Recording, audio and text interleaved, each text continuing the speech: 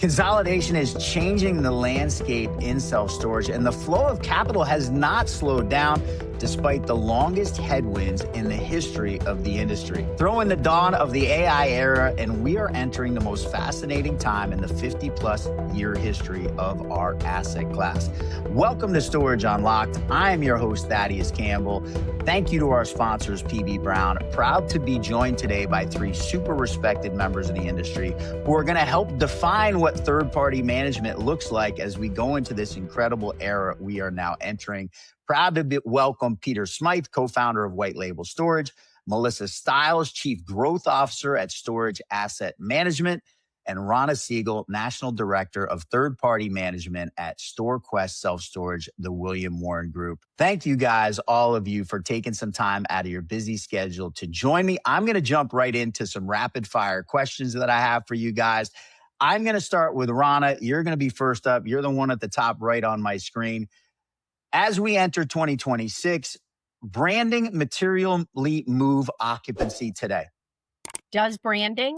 Absolutely. Does branding materially move occupancy today? Absolutely. It's important what you have. StorQuest has built a heck of a brand recognition and go out and live an awesome life. I think you know a brand because you've used it, a friend or neighbor has used it. When you have, 32 years of operation under your belt, it garners respect and reputation. It's really important. Just like anything you purchase, you research it first. So love it. We're going to dive even deeper into that subject as we get into some deeper questions later in the show. Melissa, coming to you, one metric owners misunderstand the most right now. Oh man. There's a lot, right? That's happening right now. I don't know if there's one metric, but I think understanding all metrics and how they all work together and not just relying on one metric for your facility is probably the thing I would say is the most misunderstood, is that one metric does not only define your facility. Love that answer. Peter Smyth, one operational task that disappears entirely in the next 5 years. An operational task that a human's doing today that they won't be 5 years from now. Man, collecting payment from a tenant. I mean, that's like the number one use case for AI right now that is the easiest to roll out. We've now rolled it out, and we're seeing it across the board. I think you just posted on LinkedIn about a large unnamed self-storage company eliminating their entire CS function. I have questions about how they did that, who it is, but at the very least, I know you can collect payment easily now. I love it. Ron, I'm going to come back to you. Customers today, more price sensitive or experience sensitive? I think it's a combination of both. I think those who have smaller than a 5x5 can move their items and go somewhere else where it's cheaper. Those that understand the security they're getting and their goods, whatever they're storing, are safe, understand the value in that and will stay. So I think it's more reputation. A national, infrastructure and consumer trust is important. Love it. Melissa, lease up today. Obviously something that's been a challenge over the last few years in storage. Easier than 24 months ago now? Are we starting to turn the corner or still a real challenge? I do see lease-ups are starting to turn the corner a little bit. I would say it's still a challenge. The demand is still not as high as it was, previously during COVID or even before, but definitely getting back to the normalization that we've seen pre-COVID. And so we are starting to see the demand pick up and it become a little bit easier. Peter, last question of the lightning round. Are AI leasing agents hype, or are they already something that's going to be able to show an ROI to owners? They could definitely reduce costs. I mean, I would still say you want human sellers that are kind of killers as your first line of defense, at least making the sale for leads. But man, anytime you can just reduce the number of calls that a human is answering, like at scale, you can reduce costs in a pretty big way. So the ROI will be there. To your point earlier, do you feel at this point they're more replacing tasks like giving someone a gate code and, collecting maybe a late payment as opposed to having a human doing those things? It's a choice. I mean, if you don't think you have people that you trust to answer the phone, then I would go that route. I mean, we are focused on some of the other tasks right now, at least at the call center level, as a means to eliminate costs and do, improve the pickup rate. I think the last thing we'll try to tackle is our sales folks, who we believe can close and convert better than an agent can. There's just a little bit more like improvisation on a call like that, and you give the person more agency to move the needle. Love it.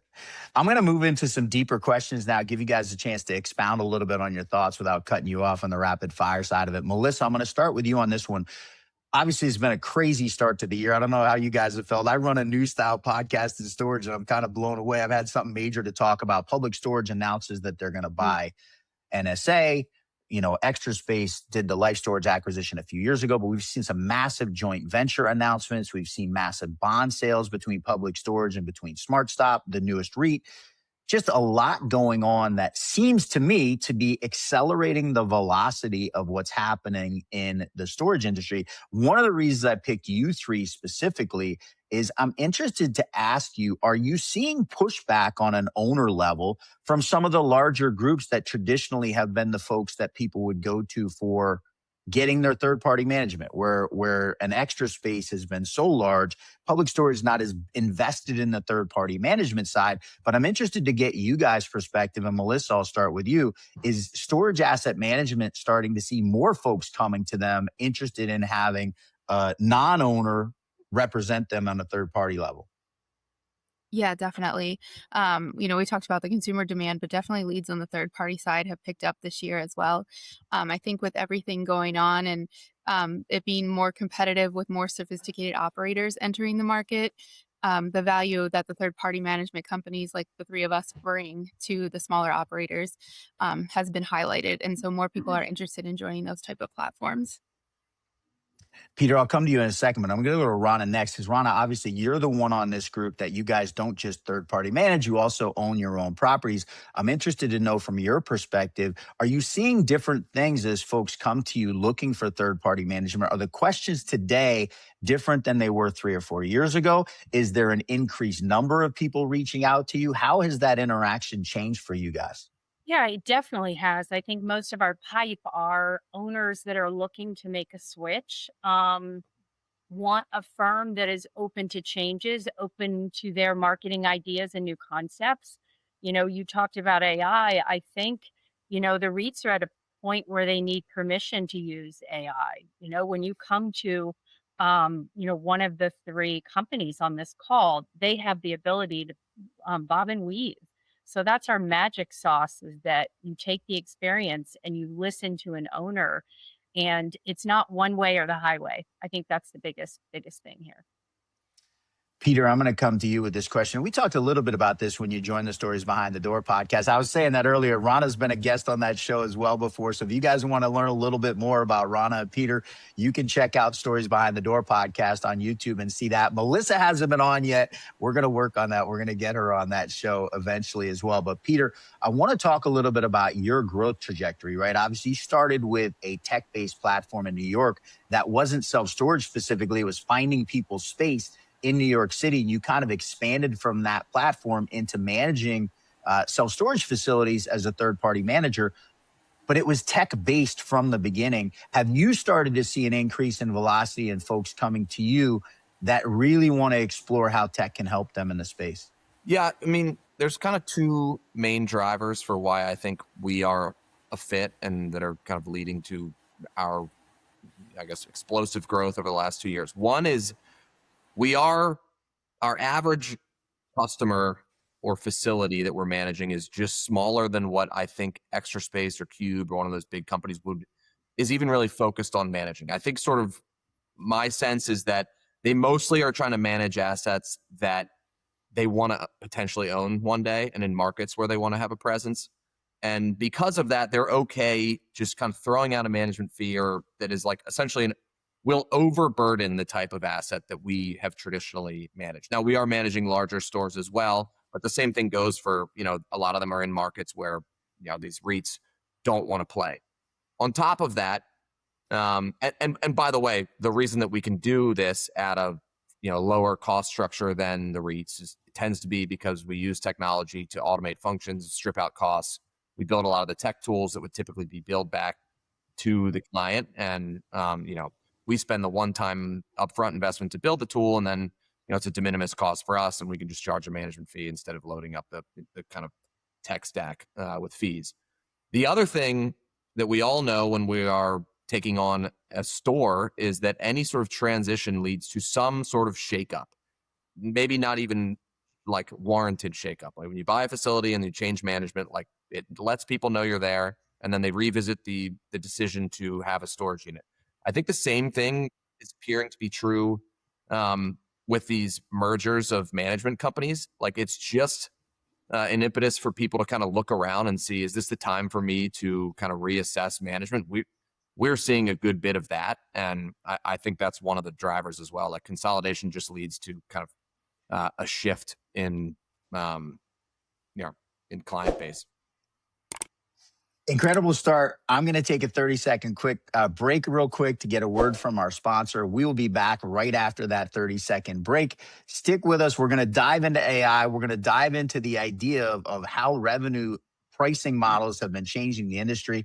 We'll be back after this break. Storage Unlocked is brought to you by PB Brown. Over $1 billion in ground-up construction delivered from single-story to Manhattan high-rise, institutional grade, engineered for performance, and designed to stand out. Great storage catches the consumer's eye, drives traffic, and helps lease up happen faster. From Manhattan to Miami, California to Hawaii, PB Brown is the GC to trust for your multi-million-dollar storage development. I'm going to come back to Melissa for a minute. Peter brought something up, and I'm fascinated by this. You guys now, I don't know, have you passed the 700 store managed mark yet? I know you were borderline there when I was talking to Alyssa. You guys have the point I'm trying to make is you guys have a large number of stores that you third party manage. The first question I want to ask you is, what type of challenge is it right now on the consolidation side that you guys go and manage, whether it's a single store or portfolio stores for a manager, you invest the time to figure out the store and start running it, and it gets sold. How much is that impacting you guys? And how do you account for that as you're going through the process of, hiring on as a third party manager? Yeah, that's interesting. It happens, and of course, it's just part of the business. We are trying to work with long-term holders of properties. We are solely a management company, so that's what we do, is just manage. But it is proud feeling when we've been able to raise the value for an owner that they're able to sell to make a profit. So it's definitely something that is in the back of our mind and we talk about, but not something that we focus on. We just want to do a good job for all of our clients. And if that leads to them selling, that's a win for us too. Ronna, I'm going to come to you next. And Peter brought up this idea of being able to kind of go into lower is the wrong word, smaller markets, maybe places the REITs don't want to play, and keep operational expenses down using technology. Are we reaching a place in self-storage where even and I have a picture of you guys' facility out in Denver where my boss, Barry Sherman, is, that he drove me by on my job interview when I was coming to work for S3 Partners. Huge facility you guys have out there. Even on those big 140, 180,000 square foot Class A facilities, are we reaching a point in self-storage where you need to have technology to keep operational costs down?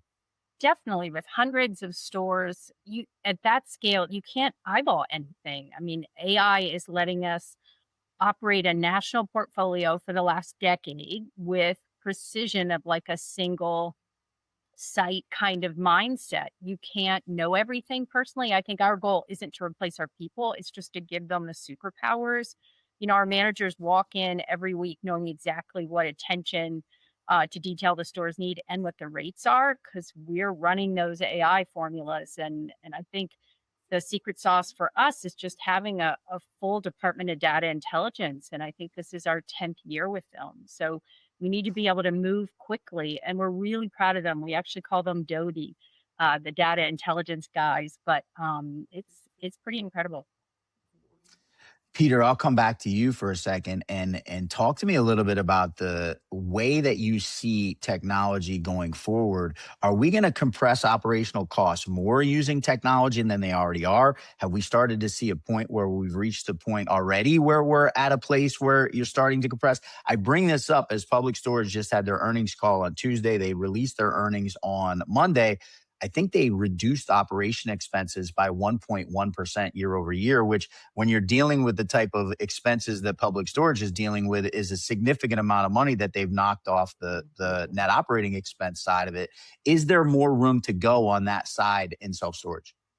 Yeah, I think so. I mean, I think we're only scratching the surface here. Like you know, it was newsworthy that a company shifted to full AI for their call center. That means not everybody's done it, right? Like this has not proliferated across entire functions yet. And customer service, I think, is the easiest and most natural first use case for AI. But if you think about all the other workflows that go into running a self-storage facility, like we, myself included, have a non-technical workforce performing work every day, and a lot of it's high volume work. And so we're trying to look at it from the standpoint of like we have a technology team that builds our data warehouse, is focused on rolling out products, sometimes products that we sell as a one-off, sometimes products that we leverage internally.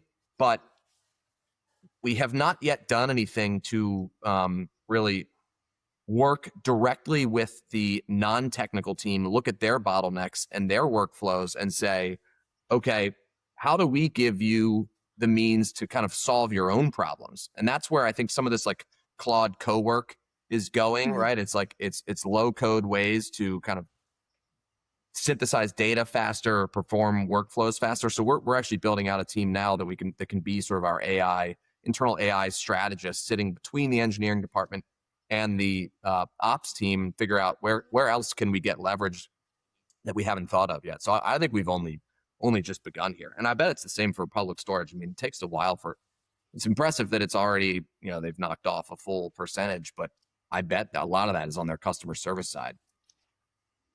Yeah, as you look at the NSA acquisition and what they expect there, I think they put the number 130 million in operational expenses just by the combined what they're going to be able to do. I guess, do you think, and Melissa, I'll ask you this question, you guys are at such a scale at Storage Asset Management, and I know I've talked to Alyssa about this concept of having your existing team be able to do more than they used to be able to do because of the technology that you now have access to. How is Storage Asset Management approaching this? I know you guys are a people-first company. That's part and parcel of how she built the company. But can you afford to not adopt technology at this point and kind of ignore where the road's going? Talk to me a little bit about how you guys are seeing the next few years.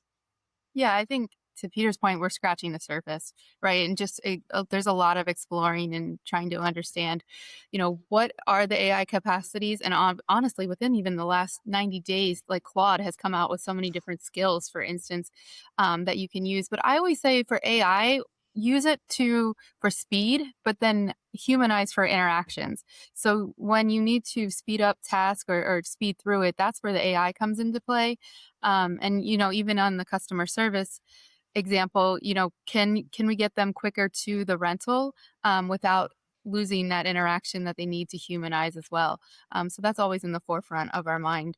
How can we use AI for speed, but still keep that human element too for our customers and for our people? Ronna, I'm going to come to you with this next one. Where is automation? Where are you guys seeing it already improving net operating income? Not theoretically, we have a lot of people calling and saying, hey, I can do this for you. It's going to do this for your pro forma. Not all of it necessarily going to work the way that it was intended to work. Are there places that you guys are seeing, whether it's AI or it's workflow technology, where you're already seeing a provable improvement in net operating income? I definitely think it's on the revenue side, which of course will drive the NOI. I mean, our AI is looking at every unit and every store constantly. So the occupancy, the demand, what the competitors are charging, and then it's making price recommendations.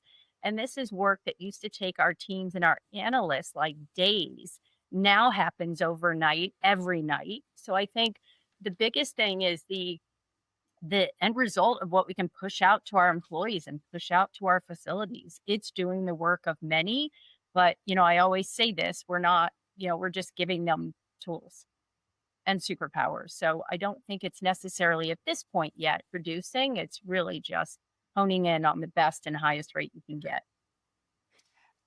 Peter, Melissa, anything to add what she said? Yeah, I mean, all right, we're thinking about cost structure. So it's like there's multiple ways to improve NOI. I mean, one's on the revenue side, which Ronna talked about there, but a use case for us is like delinquency calling. And we just think about everything at like, what does this one line item cost for us to perform? And so we had a team of a handful of people making 100-ish calls a day to folks that are past due. It's just like a legal requirement in many states that you need to make that call as a part of the process. Well, like 60% of those calls, we started tracking it, like just go straight to voicemail. People are not really willingly picking up their phone. And so we found a way to roll out agents to perform that task, because we're like, this is just like close to $10,000 a month that we're spending just on outbound calls. And by the way, that's focused on, bad debt, which is, it's an expense, tied to revenue, right? And on our side of things, it's a cost. And if we have a higher cost, it means we need to charge our client more. So I think the other way to kind of think about, the bottom line here is, how can we perform things at the same, if not better level and a lower cost, and therefore hold the line, not have to increase rates, and be able to offer a lower management fee, which then unlocks kind of new submarkets of deals that have less revenue at the facility level. You brought up something that to me has been fascinating for a couple of years as I first started to see this technology wave, and the question of not do we replace humans doing what humans like to be doing, but nobody really likes being the guy calling and chasing a debt, right? Yeah. So Melissa, talk to me about this ability of technology to kind of, maybe you mentioned this earlier, and maybe Peter said it, that you want to have that really good salesperson that knows how to pivot in an actual sales call. But that's very different when you get to a delinquency call, or you get to like, hey, we're giving you your final chance to call us before we auction off your unit. Melissa, talk to me about how storage asset management's viewing that side of it with technology. Yeah, I think, that's a great use case that Peter brought up. And, using AI again to do those repetitive tasks and to your point, maybe less desirable tasks that people want to do as well, can definitely, save costs, keep your employees happy, also add to your bottom line, because with AI and using those kind of tools, you can do that a lot faster as well. And getting those things. But again, it's, to your point, making sure when there's human interaction and you're getting that rental, that there is a place that they are comfortable renting as well, and making that pivot, to your point, with objections and those kind of things. But definitely using AI for those tasks that are repetitive is key. Ronna, I'm going to come to you with the next question. One of the things that Public Storage has been talking about consistently over the last 6 months, they brought it up on multiple earnings reports, they brought it up on the NSA call, is that they are now doing 85% of customer interactions completely digitally. And so the question I want to ask to you is, how do we, I don't even know what a question I was going to ask you. I knew a question I was going to ask and I just forgot it. Now I know what I was going to ask you. They're using technology to, whether it's a chatbot or whether it's an AI agent. Are you guys using AI agents internally, and are you using chatbots? And I guess the question I want to ask is, are they outperforming call centers at this point, or we still have that real need to have a human call center involved in the process? I think for now we need the call center there. I think a lot of those will, reduce in size and maybe phase out. I think the bots can do a lot. It is amazing how they understand your question on a various, realm of retail, including self-storage. We are using it. We are testing it. One of the avenues we haven't gone that route is for, and I know we may touch on ECRIs, existing customer rent increases, is there is only one phone number for a customer who is not happy about that, wants to talk to a live body. I think if I spoke to a bot and I wasn't happy with the rate, it would make me even angrier. So we have only a handful of in-house employees in our call center that take those calls, but we've also given them the tools to be able to respond, to offer the reduction or solve the problem without getting someone else to handle it. So I think it's headed that direction, but it's not there yet. You mentioned the dreaded 4-letter word there. We're definitely going to touch on that. I'm going to bring that up a little bit in a minute.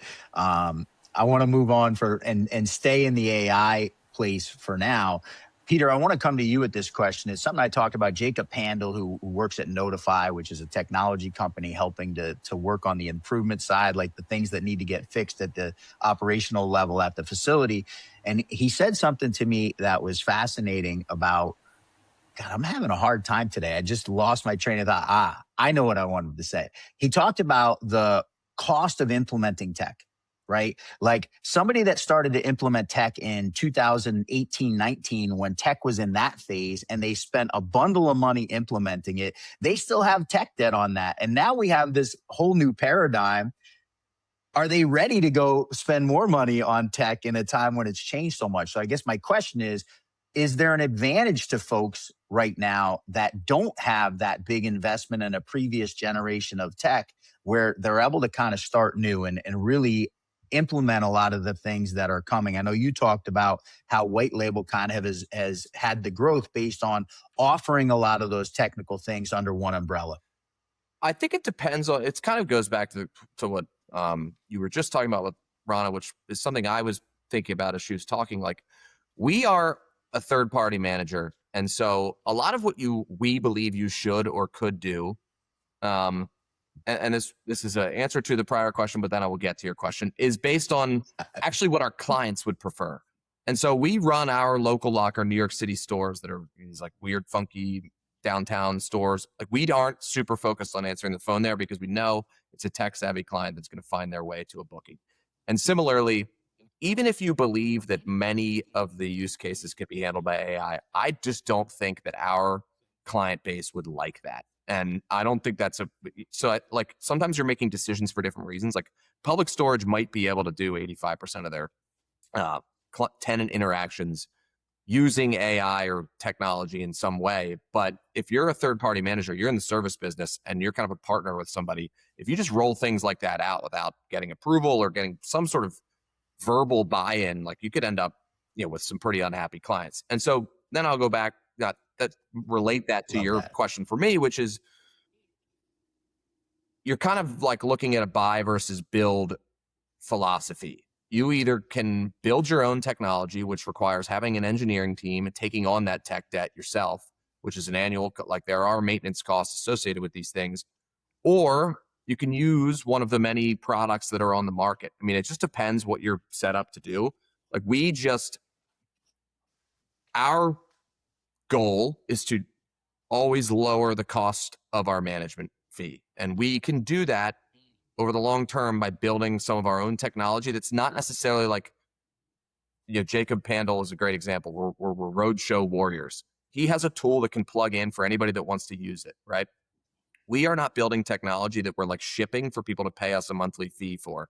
We are doing things to augment our service delivery, and therefore we just have to do our own engineering. But if you are a regional manager that's not trying to kind of scale to hundreds of facilities, it probably doesn't make sense to pay a team of engineers close to $500,000 a year, if it's a small team, to develop some stuff that maybe you're going to get like a 2% yield on. So I just think it depends who you are and what you're trying to do. But yes, it is way cheaper these days to build technology. I mean, like, it started with Cursor and then Claude Code and Codex. Like, it's just, you can write code a lot faster now, and you can monitor it in cheaper ways. But taking on that endeavor is certainly a choice that, I wouldn't say that it just makes it so that everybody should be jumping in and doing it, because it's just, at the end of the day, you need then an engineering team, which is not cheap at a small scale. I'm sticking to hosting podcasts, and I'm hoping that Claude doesn't figure out how to replace me. Although if I keep forgetting what question I'm going to ask in mid-question, Claude might find a way to replace me here. Melissa, I'm going to come to you next real quick. we've been talking about this public storage idea of their ability to have so much digital interaction. Again, they're not the biggest player in the third party management space, but they do have a substantial number of stores that they third party manage. Is some of that why folks are starting to come to non-REIT third party management companies with what the pathway has been on the REIT level? Yeah. So as far as like a non-operator coming to one of us, or somebody that was using a REIT to manage, and we know when Extra Space brought on Life Storage, they A/B tested kiosks, right? They try to use technology, and God bless them, they have a scale where they can go and do that and get it, be able to really identify what works for customers. But is some of that technology driven change a reason that operators are starting to come to you and Ronna and Peter when 5, 8, 10 years ago, they were much more likely to go to a REIT? Yeah, I think it's a mix of that. We, even with our size, we can test and have the data to be able to roll out things pretty quickly as well, maybe quicker than a REIT because we don't have as many stores. But I also think with one of our firms, the communication to the owners is a lot more personalized, and we're able to look at each store and not have a cookie cutter strategy for each store as well. So you're not going just into one model when you join one of our platforms. We're looking at, what can we do for this store, and able to then maybe do technology at one store that we're not doing at another because of that. Ron, I'm going to come to you with the next question. Peter and Melissa, their companies don't own self-storage themselves. They're purely third-party management. How does the William Moore Group and StorQuest under the brand, how do you balance that idea of we own properties here, but we also third-party manage for other people? And how do you make sure that the folks that you're managing for appreciate that you're putting their best interest at heart in their stores that you're operating? Oh, yeah. Well, part of it is that, since we're managing their property the same way we manage our own because we've done both. We've got the stability and continuity in management, which actually drives NOI. And we also operate their sites under the same standards and systems we apply to our own. We understand the headaches of getting entitlements and hurdles and construction costs. And, we are someone that you can ask about lighting or cameras or what has worked in the past. But we also are not driving down the customer's throat. You must, use orange or green. You must, we are not set in stone. We're very proud of our brand, and definitely flying the StorQuest flag is very important to us. But I think you have to be careful as these operational costs go down or the REITs go more remote. You don't always get more for less human interaction, less cost. So I think Melissa and Peter have both nailed it. You get that one-on-one, and when an owner is having an issue or has a question, they can get Alyssa Quill at Sam or Peter or his partner Alex on the phone, and you can get Bill Hoban on the phone. I think that is a difference between us and the REITs. There's 10,000 layers, and you're not getting anyone on the phone. It's, they're reporting to shareholders, not to the owners. I love it. Great answer. Peter, I'm going to come to you with the next question. I got sucked into real estate with this myth that somehow you can create passive income, right? Like you can buy an asset and you don't have to talk about it. It's just going to send you a check in the mailbox every month. Maybe the most ridiculous assertion that's ever been believed by anybody. But the question I'm going to ask you is about owners. As you have scaled your management platform, are you finding folks starting to become more hands-off in the technology-enhanced world that we're in today? Or are you just seeing owners just as involved and wanting to know what's going on day-to-day operationally? Yeah.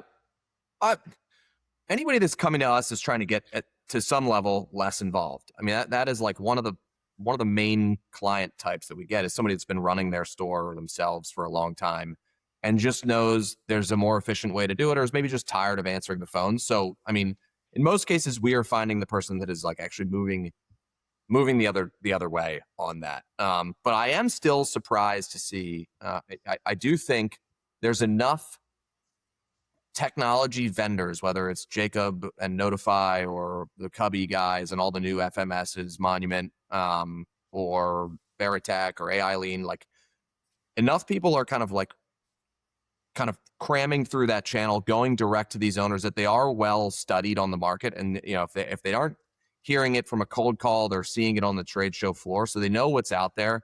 And I think there is a curiosity there that is like, we all benefit from. Everybody selling in this industry is kind of like a rising tide.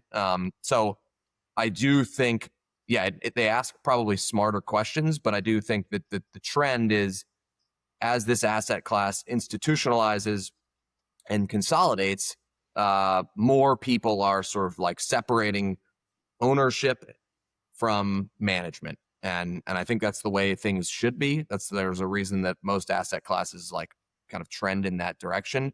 And I think it's good for us as third-party managers that we are kind of, we have a bit of a tailwind right now in that on the growth side. Love it. Melissa, I'm going to come to you with a natural question that Peter made me think of. In January, I had never heard of AI answering a phone call and giving answers to any questions, let alone actually signing someone up for a unit. I've now connected with 5 different companies that provide an AI person to answer a phone. And I don't even own a self-storage facility, right? Like I just get connected to people because I happen to run a podcast. I can only imagine what actually owners are dealing with. And you guys obviously at Storage Asset Management. The question that I have for you is, what's going to happen to all these places that are racing into the self-storage space? Is there room for 5 different companies that are providing an AI answering service or whatever that may be? Are there room for 5 different companies that are setting up technology to communicate directly with vendors so that you don't have to worry about a light that needs to get replaced at the facility? What's going to shake out in this, as Peter calls it, bolt-on, category where we've seen an explosion? The difference between 2022 SSA show floor and 2026 SSA show floor, as far as who's exhibiting, it's all tech companies. And from what it looks like to me, what do you see shaking out there? Yeah, you're right. Like there's just a massive investment in the different companies and definitely new ones popping up every day. But I think as long as they have a value add and a proposition that makes them a competitive advantage or something that sets them apart against the other ones in the category, whether that's appealing to a smaller owner or having a different feature, different philosophy, there's probably room for all. Right now, there's still, a ton of facilities that are not in part of this consolidation that we see with either the REITs or going to a management platform. So I do think there's room at some point. Obviously, there will be a saturation, but I think right now there's a healthy mix that provides something to anyone that would need. I'm going to take one more quick break. After the break, I'm going to be back. Ronna brought up the cursed 4-letter word earlier, and I want to dive into it a little bit with all 3 of these folks. Stick with us for 30 seconds. We'll be right back after the break. In self-storage or small bay flex, execution matters. S3 Partners moves projects from concept to completion with 3 integrated services. Project Sync manages your development, vendors, timelines, budgets, and construction oversight. Market Expansion sources opportunities in the right markets to grow your pipeline. And Deal Sync delivers institutional level underwriting so you can pursue projects with confidence, helping you move faster and build smarter. S3 Partners, storage, flex, growth. All right, welcome back. Ronna brought up the 4-letter word, so I'm going to start this topic with her. Just got the earnings calls for Public, and Extra Space did their earnings call yesterday. Something that jumped out at me immediately, Public saying 0.4% growth in same-store NOI growth, the first time since interest rate hikes back in 2023 that's happened. Extra was over 1% same-store NOI growth. So my question for you, you may not want to answer, but I'm going to ask you anyway. Extra Space with almost a 1% margin over Public Storage on same-store NOI growth. Is that more a function of how they operate, or is it maybe a function of what their pricing strategy's been for the last couple of years? Yeah, I think it's definitely their pricing strategy. If you have a savvy revenue management, say proprietary system or team or both, you have the ability to really change those rates by the minute. If someone walks into a facility and takes 5 of your drive ups and you have 10, those next 5 need to be repriced immediately. Otherwise, you're leaving money on the table. So I think that's where you come to experienced management companies like you have on this call that can understand, that changing market from a couple of years ago where ECRI was not a bad word. And now it is. So I think we have become experts in that arena. And I certainly, see that pro formas and projections and budgets are also, key to that line of thought also. I'm going to give a quick shout out to you. Many people may already know, but if they don't, Ronna's a member of the New York Self Storage Association board, also co-chairs the investment forum. I'm a huge fan of the investment forum. I first heard the term ECRI at the 2024 investment forum. All the REITs were on a panel there. And I can remember distinctly the 5 REIT members that were on that panel saying that ECRIs were here to stay. They were working. They weren't going anywhere. Sometime after that, it became a bad word. But in 2024, when I first heard it, everyone thought it was the way to go. Peter, the question I'm going to come to you with is, we obviously know an Extra Space kind of gets the credit for diving deep down into ECRIs, but they certainly were not the only person who used the discount pricing strategy and rent increases to customers over time. What I want to come to you with is, as a technology-driven operator who's really kind of started to make your bones in those smaller facilities and places where bigger REIT-type management companies didn't necessarily want to go, are you able to provide those same levels of revenue management to owners, even in smaller and more, out of the way facilities that Ronna was mentioning, as far as understanding what's the most in demand unit in the space and how do we maximize the revenue you're going to get for it? Yeah, I mean, that's possible everywhere. I mean, that's just data. It's like what's leasing and what's not, and it's not even AI. It's just a person can do that, right? Like with a spreadsheet, just pushing rates based on some algorithm. If a REIT is not in that market, I certainly wouldn't want to be the one to introduce that pricing strategy, though, right? Like that's a race to the bottom, and I just gave a presentation on it at ISS. I am not a fan of that pricing strategy, nor are many people here, and just remove the fact that it probably brought regulation on the industry in some markets, but it's hard to do. You say remove that like that's the small thing that's happened with SB 709, and Ronna's very familiar with INT 495 that's been bandying about the New York City Council forever, which proposes a 2% rate cap on self-storage.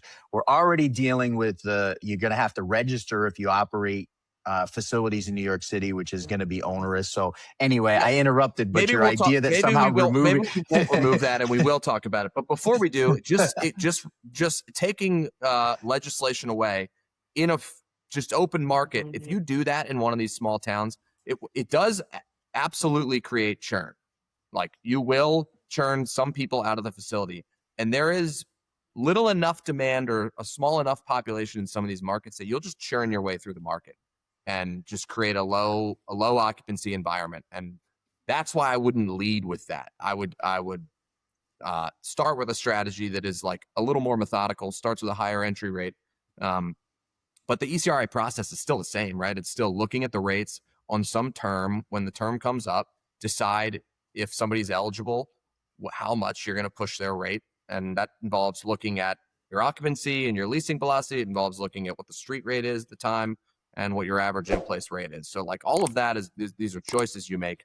I just wanted to make a mention of like, I don't know that though effective in the markets that they are in, I don't know that strategy is the most effective in every market. In fact, I think it can create kind of a death spiral, bad reviews, more churn, more marketing spend for new customers that are price sensitive that then churn on the back end, and it's not good. I'm going to withhold my personal opinion from this because I'm the host. I will say that Noah Springer has talked to me personally about my comments on podcasts about ECRIs. So I'll leave it at that. Melissa, I'm going to come to you.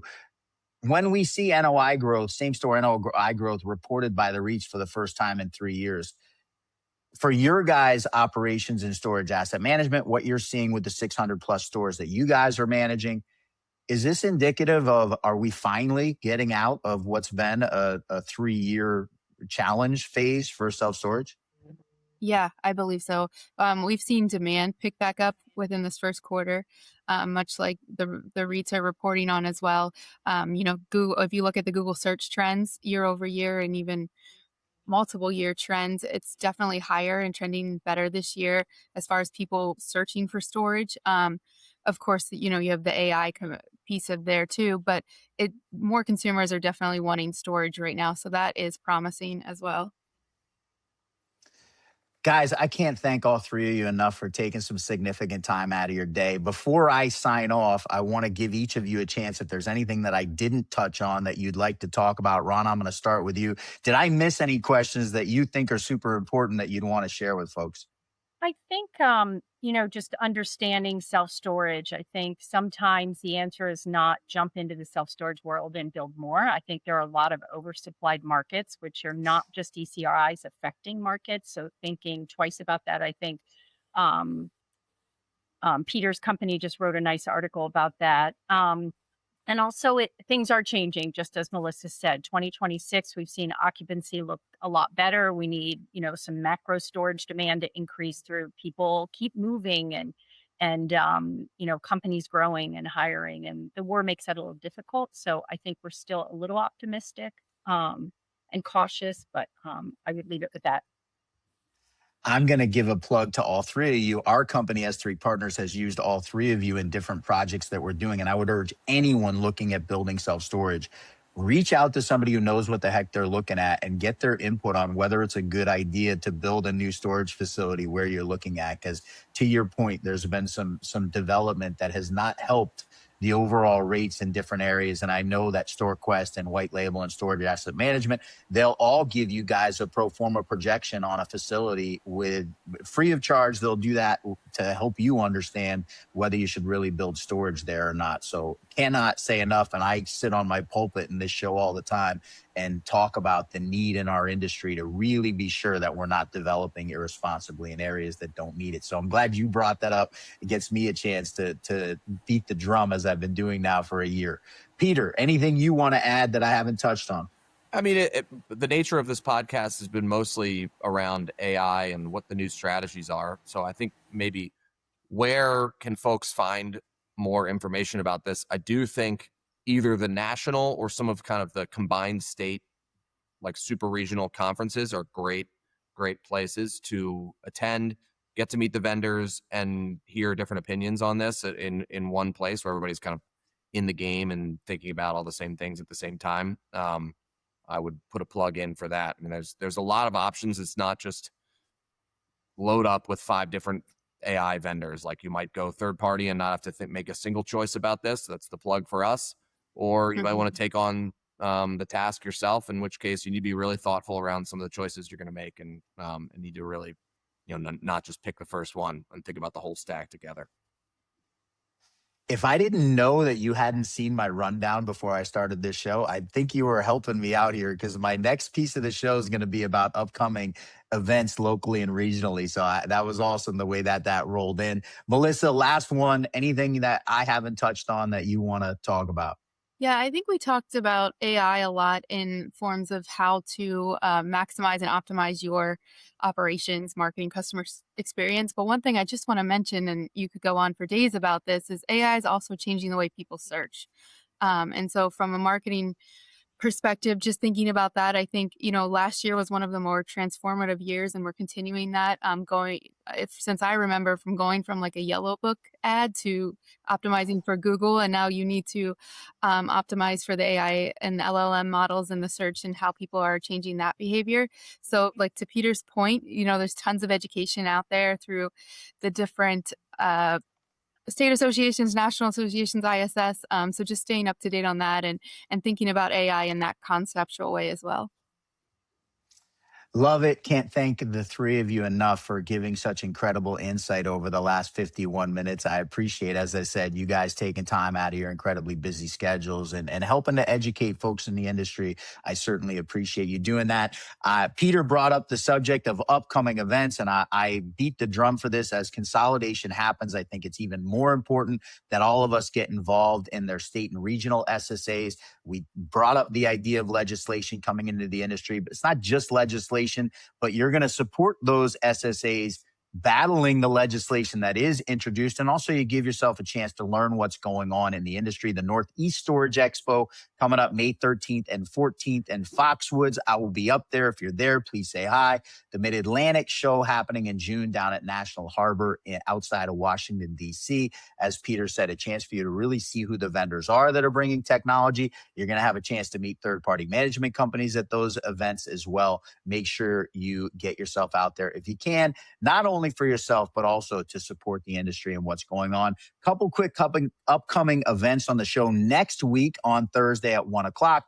Noah Starr is going to join us. He does his quarterly earnings report recaps in the way only he can do. Our data sponsor, Tract IQ, really excited to have Noah back on the show. He missed Q4 recap as he was on paternity leave as his beautiful daughter Charlotte was born, but he's back in the saddle. He's going to come and join us. And then I'm lucky enough to be joining Noah on May 12th. They're doing a live presentation of a new AI modeling program they have to put out an institutional level investment memo in 1 hour. John Lindsay, Noah Starr, and myself. That is on May 12th. You can register for that. You can find that on my LinkedIn or on Noah's LinkedIn. You can find a way to register, or my guy Eric behind the scenes will throw up the link that you can click and get registered for those. So that's it for this week's episode of Storage Unlocked. Very much appreciate Ronna Siegel, National Director of Third-Party Management at StorQuest, Melissa Stiles, Chief Growth Officer at Storage Asset Management, and Peter Smyth, the co-founder of White Label Storage. Please subscribe to the channel. We will be back next week with another episode of Storage Unlocked.